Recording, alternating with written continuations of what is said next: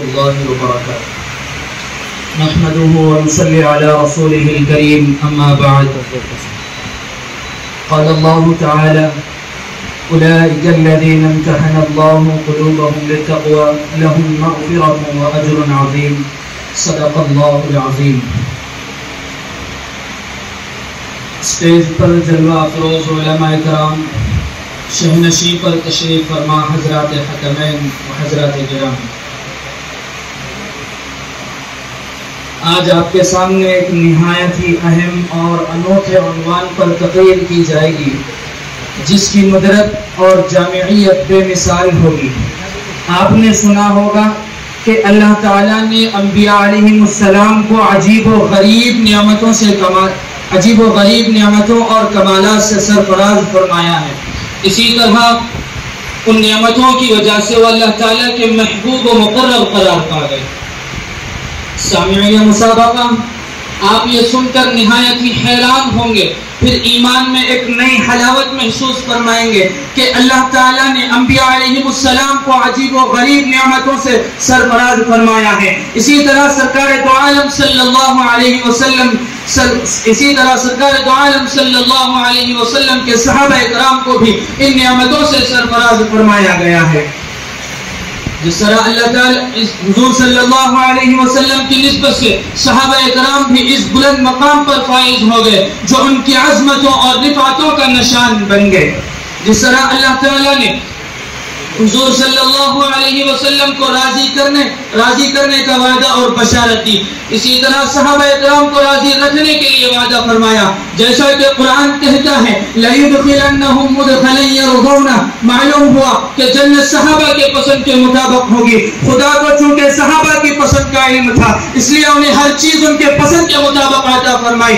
جو خدا کی پسند وہی صحابہ کی پسند، جو مصطفیٰ کی پسند وہی صحابہ کی پسند۔ جس طرح اللہ تعالیٰ نے سرکار دو عالم صلی اللہ علیہ وسلم کو اجر غیر ممنون سے سرفراز فرمایا، اسی طرح سرکار دو عالم کی جماعت صحابہ کو بھی اجر غیر ممنون کی دولت سے مالا مال فرمایا، جیسا کہ قرآن کہتا ہے فَلَهُمْ أَجْرٌ غَيْرُ مَمْنُونَ، ان کے لیے اجر ہوگا نہ ختم ہوگا۔ حدیث کہتا ہے ڈنکا بچ گیا صحابہ کا، ڈنکا بچ گیا جماعت صحابہ کا، ڈنکا بچ گیا نبی کے محبین کا، ڈنکا بچ گیا نبی کے یاروں کا، ڈنکا بچ گیا نبی کے ساتھ تہجد گزاروں کا، ڈنکا بچ گیا نبی کے وفاداروں کا، ڈنکا بچ گیا نبی کے پہرے داروں کا، ڈنکا بچ گیا نبی کے سچے رضاکاروں کا۔ حشر میں بھی، نشر میں بھی، خلوت میں بھی، جلوت میں بھی جو نعمت مصطفیٰ کو دی وہی جماعت مصطفیٰ کو دی۔ یہ سب حضور کی برکات اور صحابہ اکرام حضور صلی اللہ علیہ وسلم کے کمالات کا ہی عکس ہے۔ کہو سبحان اللہ۔ جیسا کہ قرآن نے کہا وَكَانَ حَقًّا عَلَيْنَا نَصْرُ الْمُؤْمِنِينَ، جب بھی کافروں سے مسلمانوں کا رن پڑا تو اللہ تعالیٰ نے صحابہ اکرام کی کامیابی اپنے ذمہ لے لی۔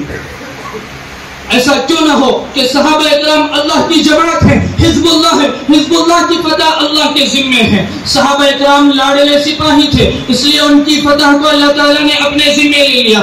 اللہ تعالیٰ نے صحابہ اکرام کی عظمت، صحابہ اکرام کی نصرت، صحابہ اکرام کی رفعت اپنے ذمہ لے لی۔ صحابہ اکرام کی ذمہ داری کو اللہ تعالیٰ نے اپنے ذمہ لے لی۔ اس سے معلوم ہوتا ہے کہ حضور صلی اللہ علیہ وسلم کی نسبت سے صحابہ اکرام کو بھی اللہ تعالیٰ نے اس قدر بلند مقام عطا فرمایا ہے کہ وہ بھی نبوت کی برکات و ثمرات سے جھولیاں بھر کر بلند مقام پر فائز ہو گئے۔